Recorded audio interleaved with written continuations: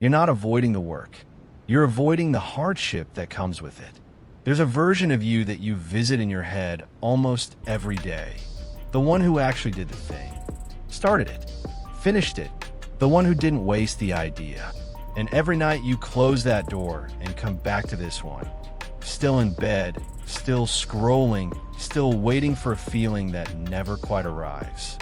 You're not lazy because there is something you do that you have never said out loud. You have an idea, a real one, not a daydream, not a fantasy, an actual idea that you know has real potential.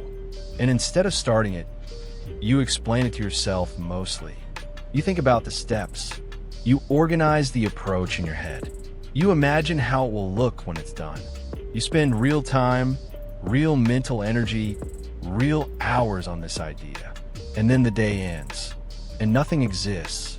No document, no first draft, no single step taken.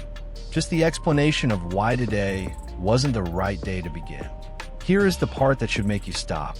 Lazy people don't spend hours thinking about their goals. But you did. You spent more energy explaining this thing to yourself than it would have taken to simply open a blank page and write the first line. So if it's not laziness, then what is it? In 1997, a psychologist named Piers Steel began studying why intelligent, capable people consistently fail to act on things they genuinely care about. What he found wasn't a motivation problem, or it wasn't a discipline problem. It was a math problem inside the brain. Your brain, when it looks at a task, runs a calculation. It weighs the discomfort of starting now against the comfort of starting later. And every single time, comfort wins.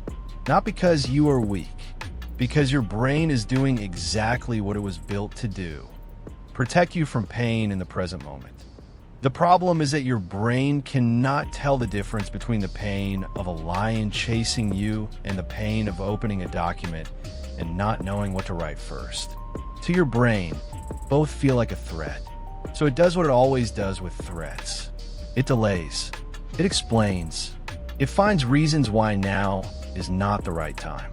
And it makes those reasons feel completely logical. I need more clarity first. I work better when I'm rested. I'll have more focus tomorrow. These are not excuses. They are your brain doing its job. The problem is that its job is keeping you comfortable, not building your life. There is a specific name for what happens next. Psychologists call it self-handicapping. Here is what that means in real language. When you spend energy explaining why you haven't started, you're unconsciously protecting yourself from a specific kind of pain. The pain of trying your hardest and still failing. Because if you never fully start, you never fully fail. You can always say, I didn't really try yet. I was still preparing. That sentence is armor.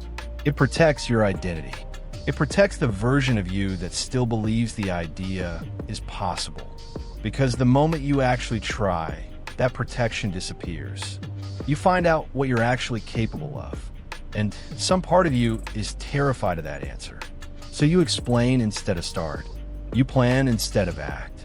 You stay in a space where the idea is still perfect and untested. And the days keep ending with nothing built. I want you to think about someone you know. Maybe it is you. Maybe it is someone close to you. They have been talking about the same idea for months. A business, a startup, a project, a change they want to make. Every time you ask about it, they have a new explanation for why it hasn't started yet. More research needed. Timing isn't right.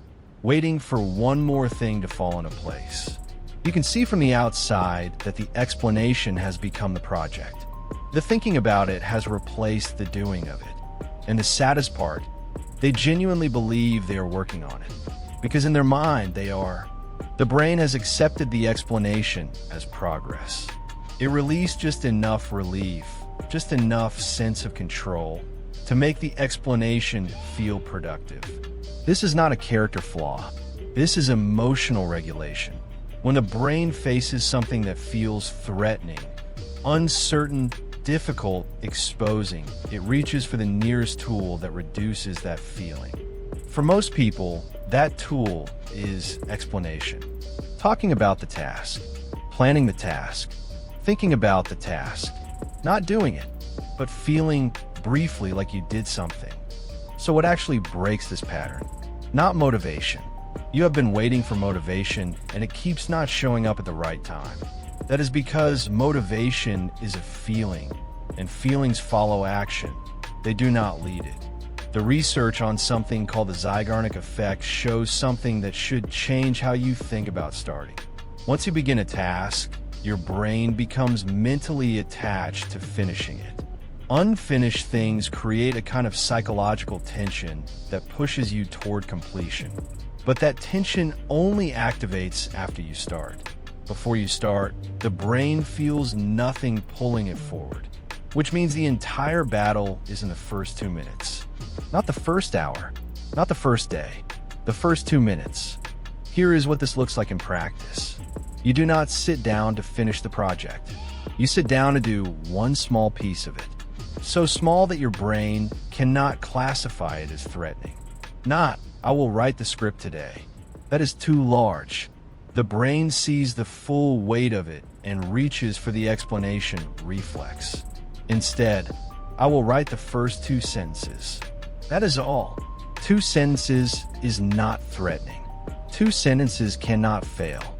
2 sentences takes 4 minutes and produces something that did not exist before. And once those 2 sentences exist, something shifts. The Zeigarnik tension activates.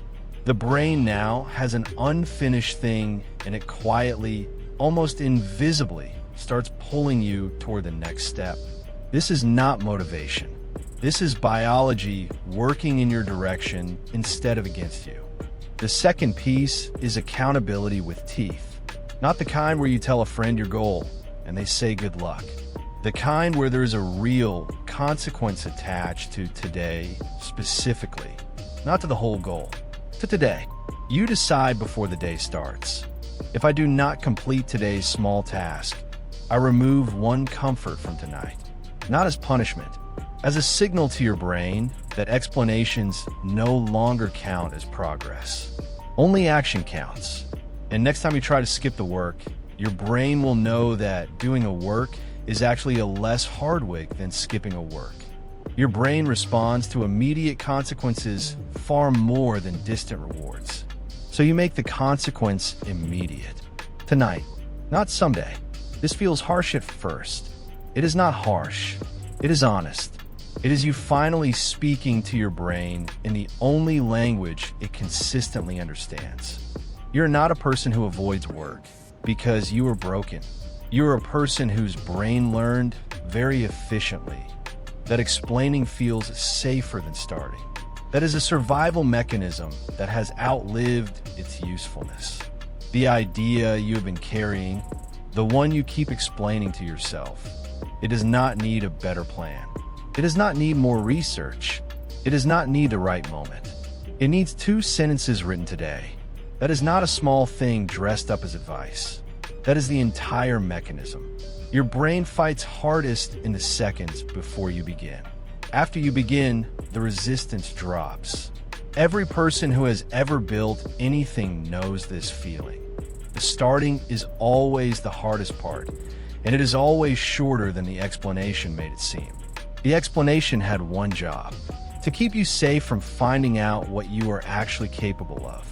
You have been safe long enough.